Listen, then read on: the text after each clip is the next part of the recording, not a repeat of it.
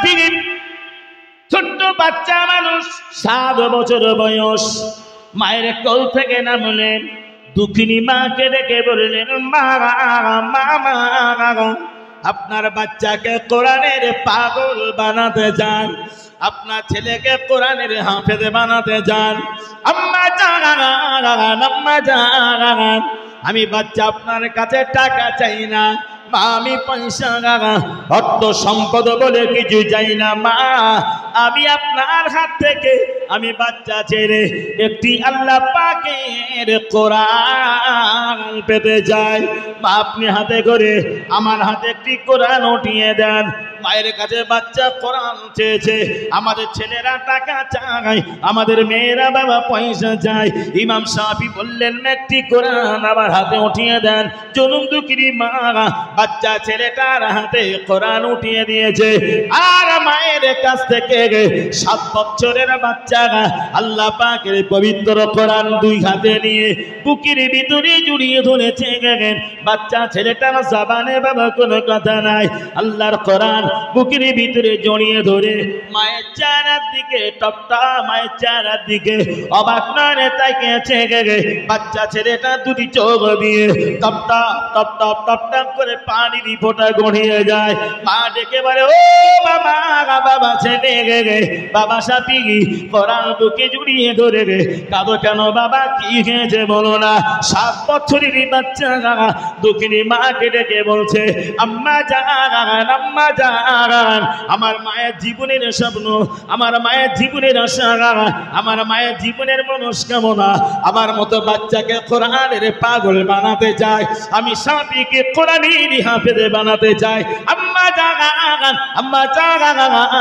আমি আপনার হাত থেকে কোরআন নিয়ে বুকে জড়িয়ে ধরলাম আমি আমার ওস্তাদের কাছে যাব আমি শাফি যতদিন পর্যন্ত আল্লাহর কোরআন আমি আমার সিনায় না গেঁথে নিতে পারি আমি ছেড়ে ততদিন আপনার কোলে আর ফিরে আসবো না জোরে বলুন আর একটু মহব্বত করে বলুন সুবহানাল্লাহ 7 বছরের বাচ্চা বলে আমি কোরআন কণ্ঠস্থ না হওয়া পর্যন্ত মায়ের কোলে ফিরবো না মায়ের চেহারা দেখবো না সন্তানের কি কঠিন প্রতিজ্ঞা আমি মায়ের আশা পূরণ করিতে চাই মায়ের স্বপ্ন আমি পূরণ করিতে চাই বাচ্চা ছেলেটা 7 বছরের বাচ্চা আল্লাহর কোরআন নিয়ে বুকে বাবা জুড়িয়ে মায়ের কাছ থেকে বিদায় নিয়ে দুয়া দিয়ে গুটি গুটি গুটি গুটি গুটি গুটি পায় মাদ্রাসা চলে গেল শিক্ষকের কাছে গিয়েছে হুজুর আমি কোরআনের পাগল হতে চাই আমি কোরআনের হাফেজ হতে চাই আমাকে কোরআনের শিক্ষা দেন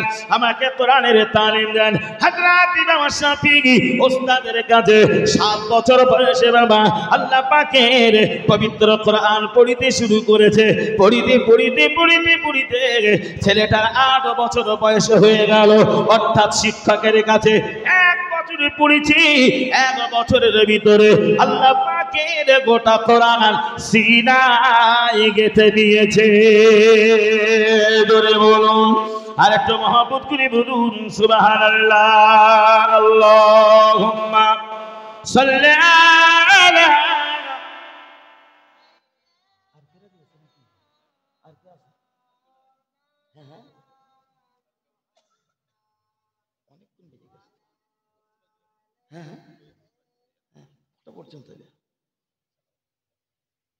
আল্লাহুম্মা সাল্লি আলা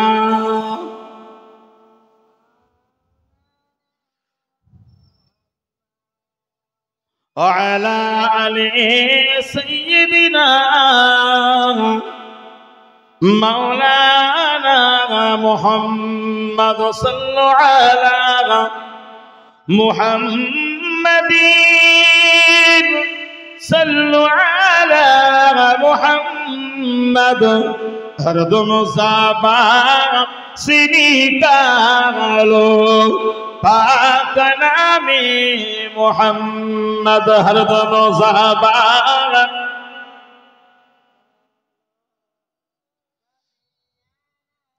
ভাইজান অনেক সময় দিলাম ছোট্ট করে আরেকটি কথা মাথায় রাখুন হযরত ইমাম শাফি রাহমাতুল্লাহ আলাইহি গোটা কোরআনের হাফেজ হতে তার সময় কত বছর লাগলো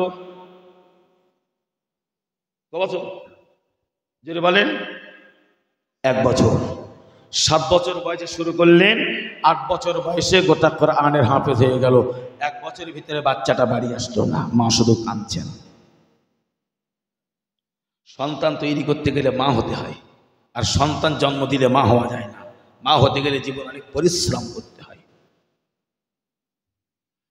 মা শুধু কাঁদে, আল্লাহ বাচ্চাটা চলে গেল, 1টা বছর হয়ে গেল, এখনো আর ঘরে ফিরল না। আল্লাহ আমার বাচ্চাটাকে তুমি কবুল করে নাও। মায়ের কাছে আল্লাহর দরবারে মা কাঁদে। আর 1 বছর পার হয়ে যাওয়ার পরে ছেলেটা যখন কোরআনের হাফেজ হয়ে গেল, ওস্তাদ ডেকে বলছে, ও বাবা সাফি ছেলে, 1টা বছর হলো, মায়ের জন্য তোমার জান কাঁদে না, একটু বাড়িতে যাও, মায়ের সাথে সাক্ষাৎ করে এসো, দেখা করে এসো, যাও বাবা।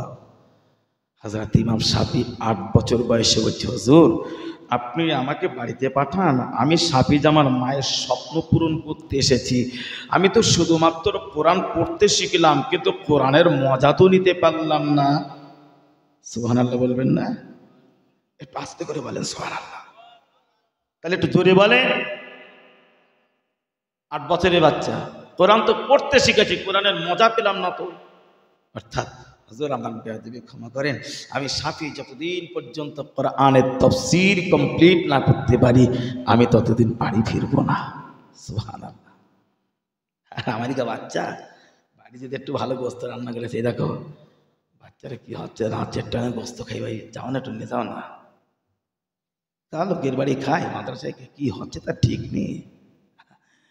বাচ্চার গোস্ত খাই দাও, খাতে খাতে তোমাকে কেমড়ে খেয়ে ফেলে দেবে। লেখাপড়া জীবনে খাবার কষ্ট, শিক্ষা অর্জন করতে হয়, খাবার কষ্ট, পেটে কষ্ট। আমরা খেয়েছি, এইরকম ভাত দেবে, ভাত দিয়ে এরকম ডাল তুল দেবে, আর যেই ডাল দিয়ে দেবে ভাতে এরকম বড় বড় পোকা ভেসে উঠবে। কি বলি? পোকা ভেসে উঠবে এত বড় বড়, ওই পোকাগুলো এরকম করে ফেলে দেবো, মানে ওই যে পানি সেচা মতো করে, ডাল যতটা দেশ পানি সেচা মতো করে ফেলে দিয়ে ওতে এবার চানাচুর ছড়িয়ে ভাত খাও।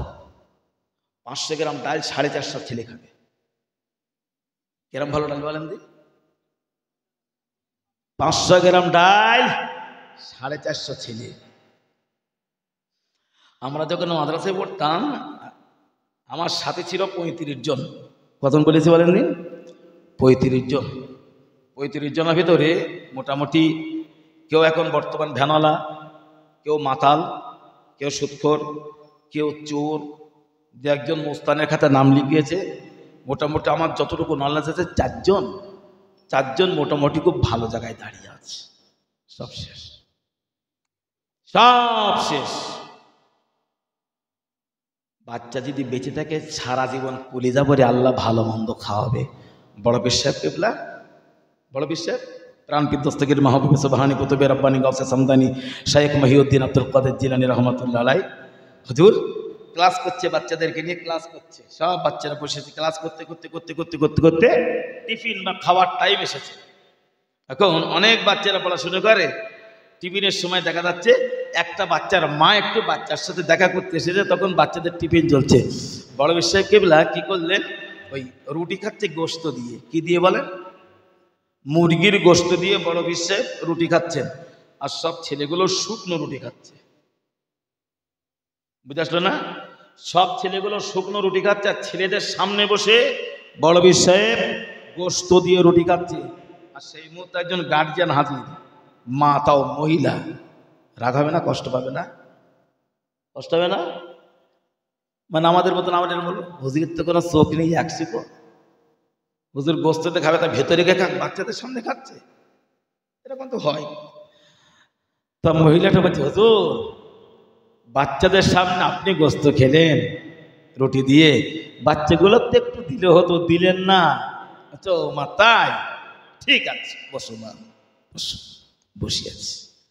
হুজুর গোস্তগুলো খেলেন, খেয়ে হাড়গুলো সব এক জায়গায় করেছে। হাড়গুলো এক জায়গায় করে আল্লাহর দরবারে দোয়া চাইলেন। দোয়া শেষ হয়ে গেল, আল্লাহ হুজুরের দোয়া কবুল করে হাড়গুলো একটার পর একটা লাগিয়ে একটা জীবিত মুরগি আল্লাহ বানিয়ে দিলেন। সুবহানাল্লাহ বলুন। যেই ছোট্ট একটা মুরগির পিলে হয়ে গেল, তখন হুজুর বলছে, মা তোমার ছেলে যেদিন এইরকম তৈরি হবে সেদিন গোস্ত খাবে।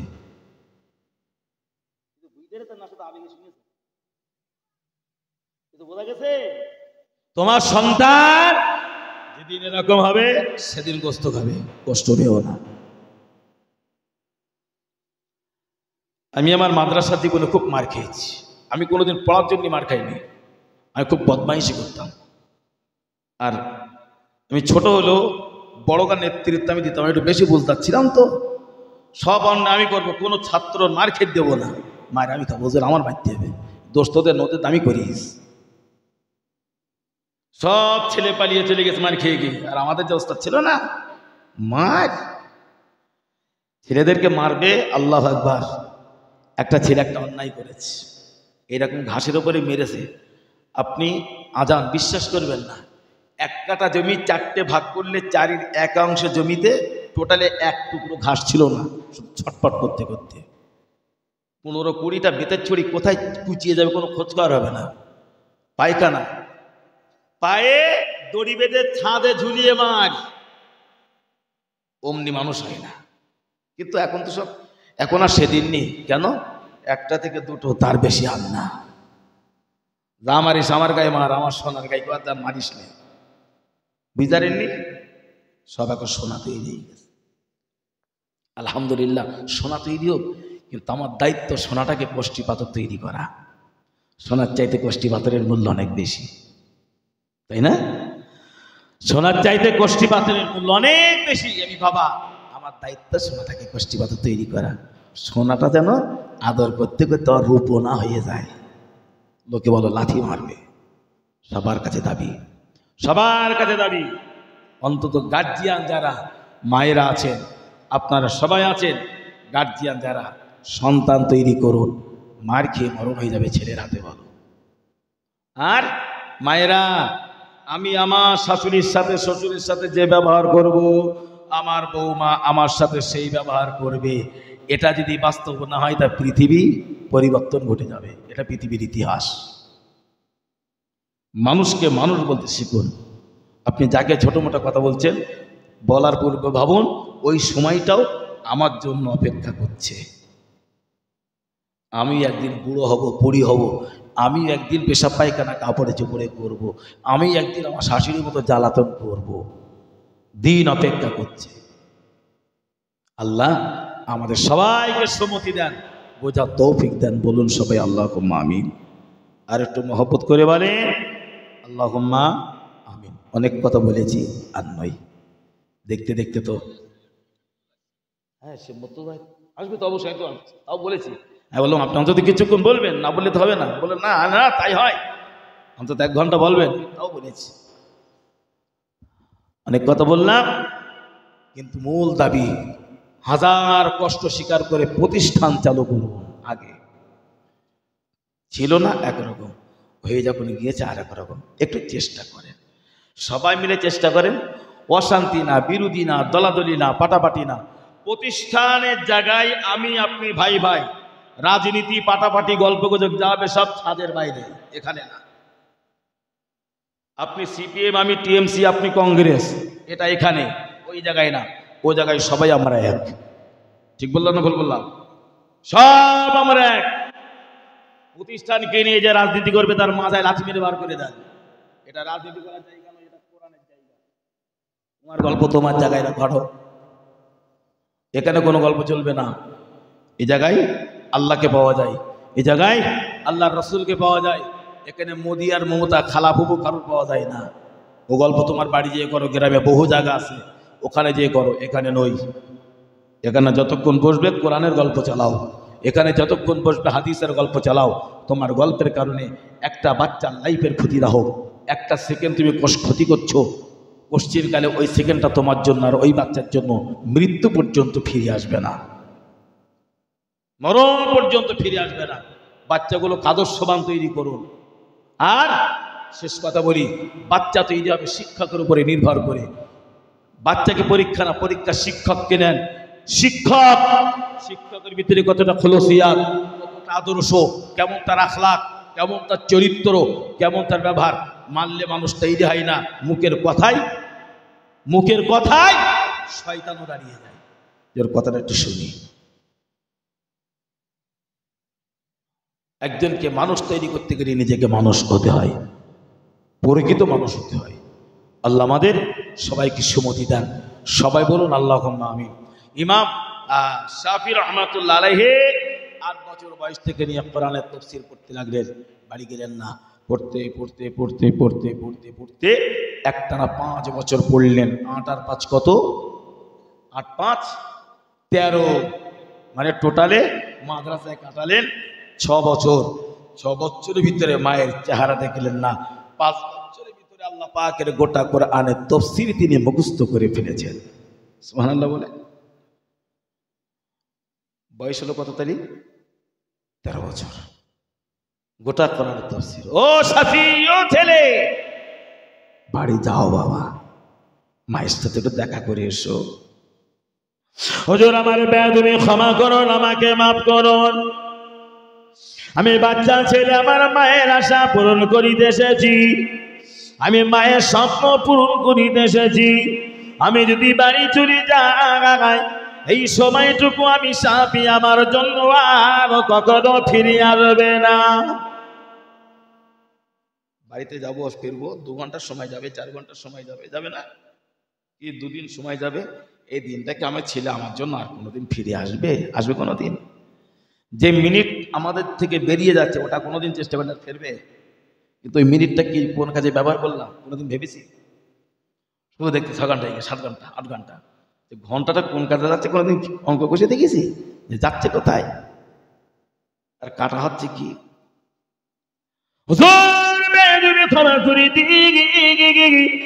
না না না, আমি ছেড়ে বাড়িতে যেতে পারি না, পারি না। আমি কোরআন পড়িলাম, আমি কোরআন বুঝিলাম, কিন্তু আসল জিনিস বোঝা হলো না। যে নবীর জন্য আমার জাগান, যে নবীর জন্য আমার মান, যে নবীর জন্য চন্দ্র সূরজ, যে নবীর জন্য আসমান ও জমিন, যে নবীর জন্য তারকা নক্ষত্র, তিনি হলেন মুহাম্মদুর রাসূলুল্লাহ সাল্লাল্লাহু আলাইহি ওয়াসাল্লাম। আমার নবী জীবন আদর্শ নিয়ে এখনো কিছু বুঝলাম না। যে নবীর কারণে মা পেলাম, বাবা পেলাম, যে নবীর কারণে তামাম কুল কায়নাত পেলাম, নবী পেলাম না।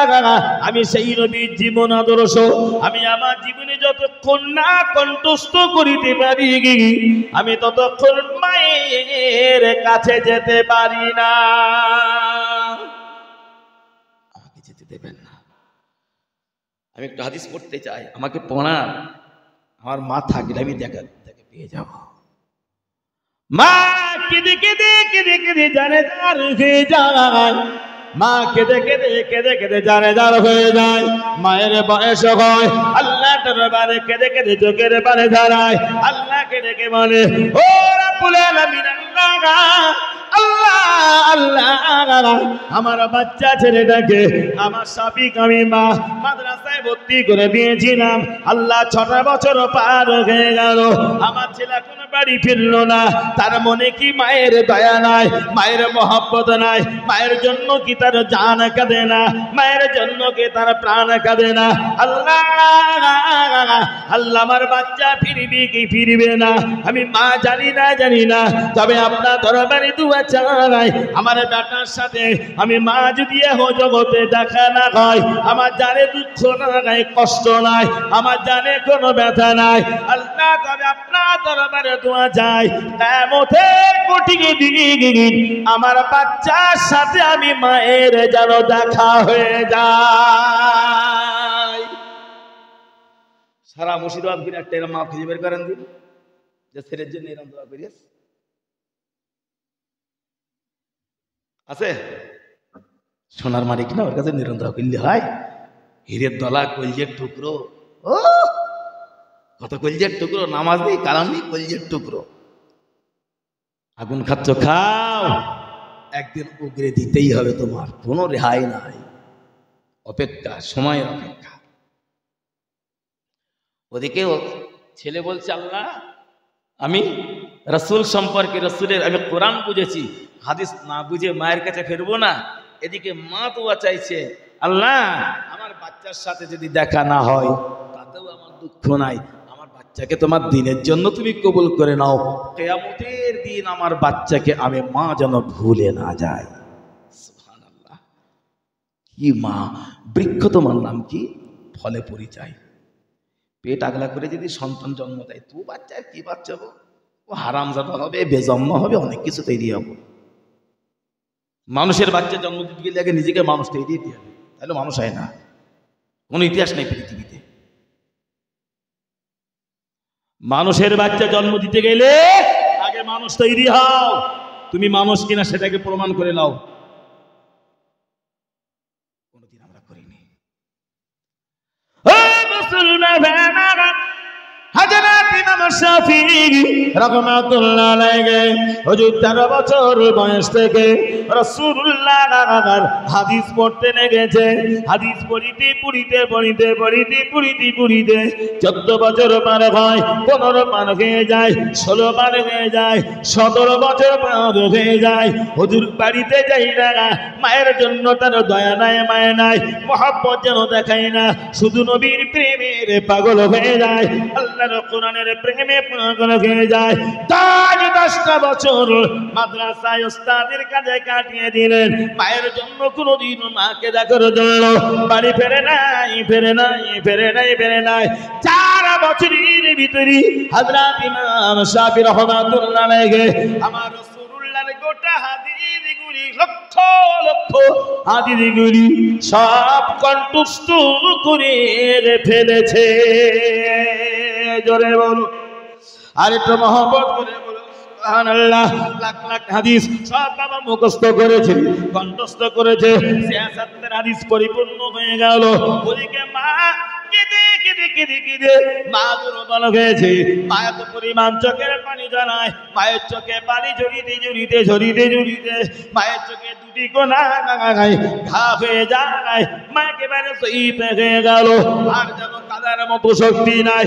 ইমাম শাফিঈর ওস্তাদ দেখে বলে, ও বাবা ছেলে, 10টা বছর বাবা সময় নিয়েছো, 17টা বছর তোমার পার হয়ে গেল।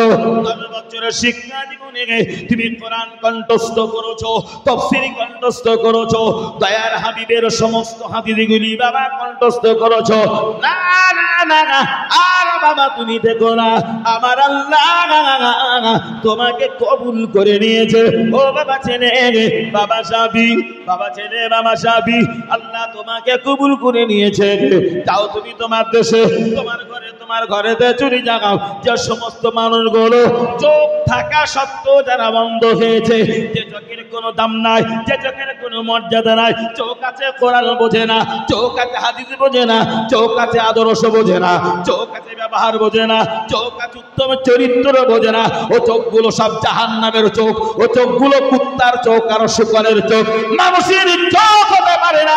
যে চোখের কোনো আদর্শ নাই, ওগুলো শুকরের চোখ হয়, ওগুলো কুত্তার চোখ হয়, মানুষের চোখ হতে পারে না। ও বাবা ছেলে, বাবা শাফিঈ, যে সমস্ত মানুষগুলো চক্ষু থাকা সত্ত্বেও অন্ধ হয়ে গিয়েছে, এই অন্ধ ব্যক্তিগুলিকে আল্লাহর কোরআন রাসূলুল্লাহর হাদিসের বিনিময় তাদের অন্ধ চোখগুলি তুমি খুলে পরিষ্কার করে দাও। জোরে বলুন সুবহানাল্লাহ। হুজুর ওস্তাদের কাছ থেকে দীর্ঘ 10 বছর পরে বাবা রওনা দেবে, বাড়িতে বাবা রওনা হবে। ও ছেলে দাঁড়িয়ে যাও, বাবা শাফিঈ দাঁড়িয়ে যাও। তোমার মতো আদর্শবান, তোমার মতো চরিত্রবান, তোমার মতো এমন আখলাকের মানুষ আমার নজরে দ্বিতীয় কেহ নাই। তুমি আমার দরবার থেকে বাবা চলে যাবে, আমি তোমাকে কিছুই দিতে পারবো না বাবা, পারবো না। আমি তোমার মতো এত সুন্দর ভালো ছেলে পেয়ে আমি আমার জীবনটাকে ধন্য করেছি, আমি তোমাকে কিছু উপহার দিতে চাই। অপেক্ষা করো বাবা, অপেক্ষা করো। হুজুর দাঁড়িয়ে আছে, হুজুরের ওস্তাদ হযরত ইমাম শাফিঈ রাহমাতুল্লাহ আলাইহি ওস্তাদ ঘরের ভিতর থেকে বাবা একখানা উট বার করেছে। ও বাবা ছেলে দাঁড়িয়ে যাও। ওস্তাদ উট বাবা বার করে ঘরের ভিতর থেকে যত কোরআন ছিল, হাদিস ছিল, রাসূলুল্লাহ যত হাদিসের কিতাব ছিল, একটা উটের পিঠের উপরে প্রিয় নবীর যতটা হাদিস বাবা, যত কোরআন হাদিস ধরে এক উট বোঝায় পরিমাণ রাসূলুল্লাহর হাদিস হযরত ইমাম শাফিঈকে তার ওস্তাদ উপহার স্বরূপ দিয়ে দিলেন। জোরে বলুন আর একটু মহব্বত করে বলুন সুবহানাল্লাহ। এক পরিমাণ উস্তাদ বাবা কোরআন হাদিসগুলো দিয়ে দিয়েছে। ও বাবা ছেলে, বাবা সাফি চলে যাও বাড়িতে, বাবা চলে যাও তোমার মায়ের কাছে চলে যাও। মা কেঁদে কেঁদে দুর্বল হয়েছে, মায়ের কাছে চলে যাও। মায়ের চোখে বাবা খাওয়া হয়েছে, মা দুর্বল হয়েছে, মা বড় বাবা জয়ীব হয়েছে। আমি তোমাকে টাকা দিতে পারলাম না, আমি তোমাকে পয়সা দিতে পারলাম না, সোনার হাবিবির হাবিব গুলি আমি তোমাকে উপহার স্বরূপ দিলাম। হযরত ইমাম শাফিঈ রাহমাতুল্লাহ আলাইহি হুজুর এক ফুট বোঝাই পরিমাণ কোরআন হাদিসগুলো নিয়ে উটের লাগাম ধরে বাড়ির পথে বাবা রওনা হয়েছে। চলিতে চলিতে চলিতে চলিতে চলিতে চলিতে চলিতে চলিতে রাতের অন্ধকারে বাড়ি এসেছে। জনম দুঃখী মা বাচ্চা ছেলেটার জন্য কাঁদে। হুজুর বাইরে দাঁড়িয়ে আছে, হযরত ইমাম শাফিঈ দাঁড়িয়ে আছে। ঘরের ভিতর থেকে কান্নার আওয়াজ পাওয়া যায়। কি কান্না কালি করে, ঘরের দরওয়াজার সাথে বাচ্চা ছেলেটা কান লাগিয়েছে। আমার মা কি বলে কি করে, কি বলে কি করে, আমি ছেলে অন্ধকারে শুনতে চাই। কান লাগিয়েছে আর মায়ের কণ্ঠ শুনতে পাই। আল্লাহ আল্লাহ, 10-10টা বছর পার হয়ে গেল, সোনার বাচ্চার সাথে আমার দেখা হলো না, হলো না, হলো না। আল্লাহ আমার বাচ্চাকে কোরআনের জন্য দিয়েছিলাম, হাদিসের জন্য দিয়েছিলাম। আমার বাচ্চার ঘরে ফিরবে কি ফিরবে না আমি জানি না।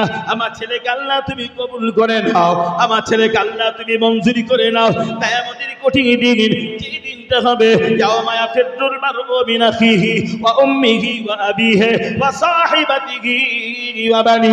আল্লাহ যেদিন কেউ কাউকে চিনতে পারবে না, মা তারা ছেলেকে চিনবে না, ছেলে তারা মাকে চিনবে না, বাপ বেটাকে চিনবে না, বেটা তারা বাপকে চিনবে না। যেদিন কেউ কাউকে চিনবে না, আল্লাহ ইমাম শাফিঈর মা আমার বাচ্চাকে যেন ভুলে না যায়। আল্লাহ কিয়ামতের মহা ময়দানে বেটার সাথে আল্লাহ মায়ের পরিচয় আপনি ঘটিয়ে দিবেন। কলিজা ভরে দোয়া চাই, দাদা দাদা দাদা দাদা দাদা দাদা করে আল্লাহ দরবারে বাবা চোখের পানি ধরায়। মায়ের কান্না শুনে ছেলের চোখ বানা পানি, আর ছেলেটা দাঁড়িয়ে থাকতে পারে না। বাইরে থেকে দরজা আঘাত করলেন, আম্মা জান আম্মা জান আম্মা জান আম্মা জান, খুলে দেন না, খুলে দেন, দরজা খুলে দেন, আমি আপনার ছেলে বাড়ি এসেছি মা, আমি শাফিঈ ঘরে এসেছি মা। মা জিজ্ঞাসা করলেন, বাবা ও বাবা ছেলে, 10টা বছর পার হয়ে গেল, আমার জন্য তোমার জান কাঁদে না, মায়ের জন্য কি বাবা তোমার অন্তরে কাঁদে না? আম্মা জান, আমি বাচ্চা, আমি আপনার ছেলেকে আপনার স্বপ্ন পূরণ করিতে গিয়েছিলাম, আপনার মনস্কামনা পূরণ করিতে গিয়েছিলাম না, খুলে দেন। বাবা ছেলে 10 বছর পরে ঘরে এসেছো, মায়ের জন্য কি এনেছো? টাকা এনেছো না পয়সা এনেছো, অন্য কোন অর্থ সম্পদ কি আমার জন্য এনেছো? আগে বলো। খুলবো না বাবা, খুলবো না দরজা বাবা, খুলবো না। আগে বলো আম্মা জান, আমি কিছুই আনতে পারি নাই, টাকা নাই, পয়সা নাই, অর্থ নাই, সম্পদ নাই, বা আমি কিছু আনতে পারি নাই, তবে আমি আমার মায়ের জন্য এক উট বোঝাই রাসূলুল্লাহর হাদিস এনেছি। জোরে বলুন, আর একটু মহব্বত করে বলুন সুবহানাল্লাহ। আমি আমার জন্য দুঃখিনী মায়ের জন্য এক উট পরিমাণ আমার নবীর হাদিস এনেছি মা, খুলে দেন মা, খুলে দেন। ও বাবা ছেলে, বাবা শাফিঈ, বাবা সোনার মানি, খুলবো না বাবা, খুলবো না, দরজা খুলবো না, চলে যাও বাবা, চলে যাও, মায়ের জন্য হাদিস এনেছো। ও বাবা ছেলে, গোটা সমাজ অন্ধের যুগে পড়ে গেল, মূর্খ হয়ে গেল, বর্বরতা হয়ে গেল। সমাজ আল্লাহ বলা হয়েছে, নবী বলা হয়েছে, আদর্শ বলা হয়েছে, চরিত্র বলা হয়েছে। উত্তম ব্যবহার থেকে মানুষ আল্লাহকে ভুলে দিয়ে নিজেদেরকে জাহান্নামের মুখে বানিয়ে দিয়েছে। বাবা মানুষগুলো জাহান্নামে চলে যাবে, নবীর হাদিসগুলো সব তুমি ঘরেতে রেখে দেবে। তোমার মেয়েটা কখনো মেনে নিতে পারে না, পারে না বাবা, পারে না। বাবা ছেলে, ও বাবা শাফিঈ, যে মানুষগুলো টাকা সত্ত্বেও অন্ধ হয়ে গেল, যে চোখের কোনো দাম নাই, যে চোখের কোনো মূল্য নাই, যে চোখের কোনো মর্যাদা নাই, ও বাবা ছেলে, তুমি হাদিস কোরআনগুলো গোটা সমাজ, তামাম সমাজের অসহায় অসহায় দুস্থ এতিম অসহায়, এক কথায় গোটা মানুষগুলোকে বিতরণ করে দাও, তাদের কাছে দান করে দাও, ওদেরকে বাবা শিক্ষা দিতে রাখো। যারা আমার আল্লাহকে ভুলেছে তাদের কাছে কোরআন দাও, আমার নবীকে ভুলেছে হাদিস দিয়ে আমার আল্লাহ ও নবী ছেড়া চক্ষু তাদেরকে বাবা তুমি খুলে দাও। জোরে বলুন সুবহানাল্লাহ।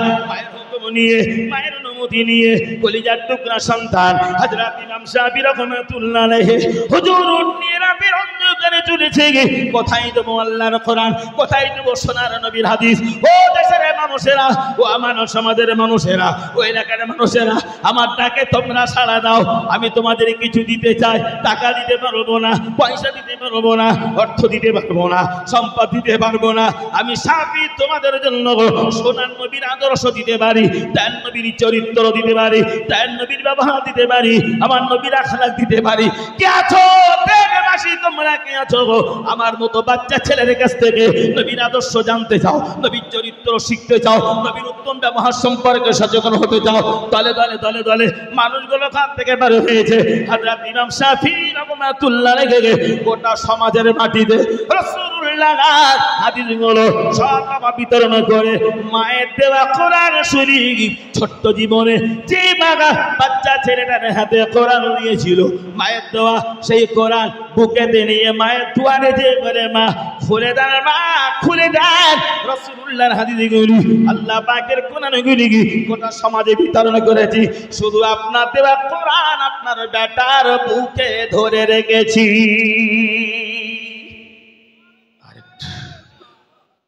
আরেকটু ধরে সুবহানাল্লাহ বলেন। তাদের জীবন বিরাট কঠিন কষ্টের জীবন।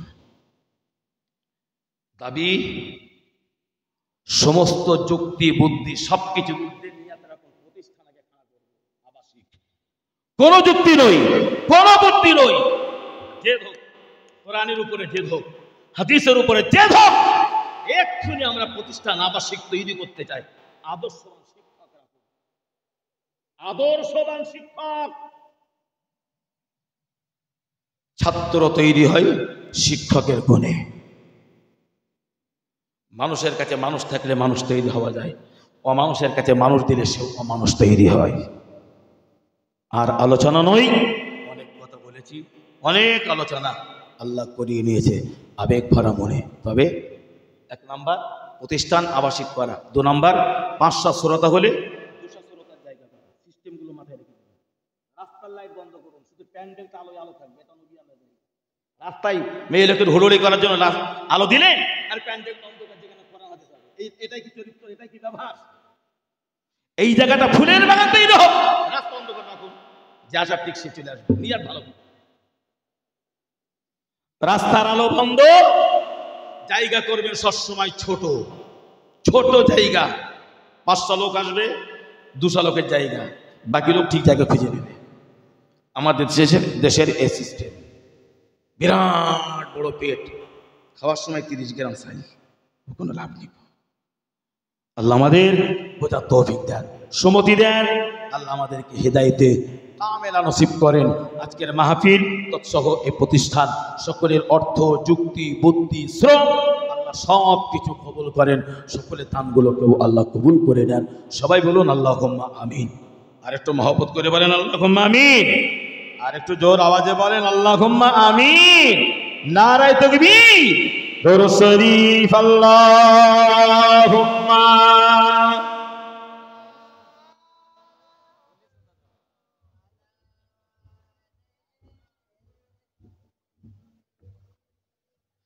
रसूलुल्लाह की मोहब्बत दिल में लेके आया हो, जो दौलत लूट नहीं सकती वो दौलत लेके आया हो। निगाहों में निगामत लेके आया हो, रसूलुल्लाह की मोहब्बत दिल में लेके आया हो। अल्लाहुम्मा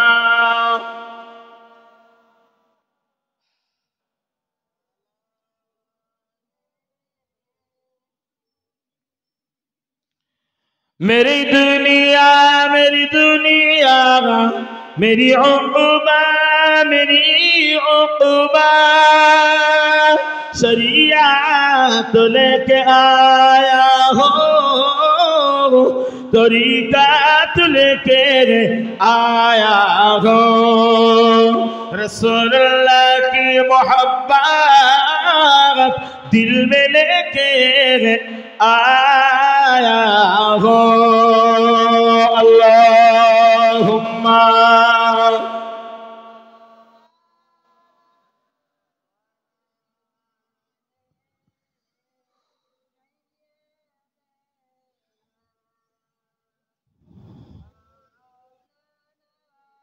ভাইজান অনেক কথা বলেছি আর নই দাবি আবারও বিদায় লগ্নে শেষ এক নম্বর প্রতিষ্ঠানকে যত সম্ভব দ্রুত আবাসিক সমস্ত যুক্তি বুদ্ধির উপর দিয়ে 2 নম্বর মায়েরা বোনেরা মায়ের মতো মা আদর্শ মণ্ডিত মা তৈরি হওয়া নাম্বার 3 আমি মা আমার কারণে আমার